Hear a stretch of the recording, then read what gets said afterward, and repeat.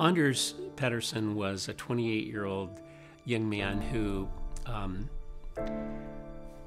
was a very active, very kind, loving person that when his sister was diagnosed with incurable kidney failure that was going to kill her, he was one of the first people to volunteer to give his sister a kidney, and they were a perfect match. The surgeries went fine.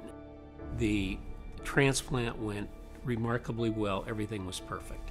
And the doctor gave him some fentanyl to use for the pain control, because having a kidney removed is painful post-operatively. He was continuing to still have pain as he was waking up, becoming more conscious. So they decided to change the opioid from a fentanyl to a dilaudid, and they increased the dose by 380%.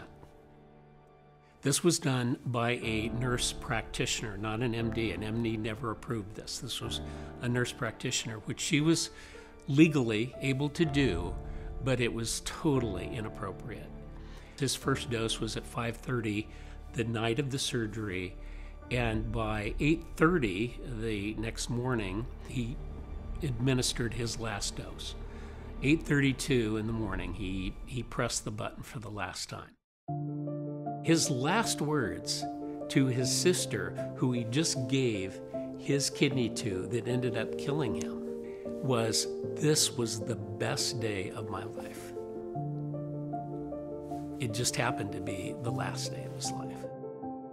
The problem was they hadn't monitored him correctly. They didn't have him on a pulse oximeter, where his blood oxygen would have been extremely low, and nobody was really paying much attention. Almost everybody that testified said he was, quote, the healthiest patient on the floor. And so they had a lot of sick people that have had transplants, and so they were sick, so they got the attention, and the healthiest person who died didn't get the attention that he deserved. The defense was he had a atypical arrhythmia that just killed him. You know, bad things happen to good people all the time. It just happens that he was in our hospital and loaded up with a lethal dose of dilaudid at the time. The judge awarded the family $2 million in general damages, and we got additional money for the interest, expert fees, which were catastrophic in this case because of all the experts we had. Even though they never offered a dime on the case, I ended up saying, I don't care what this costs. I'm going to fight for this family because they were wronged, and they were wronged, and they continue to be wronged.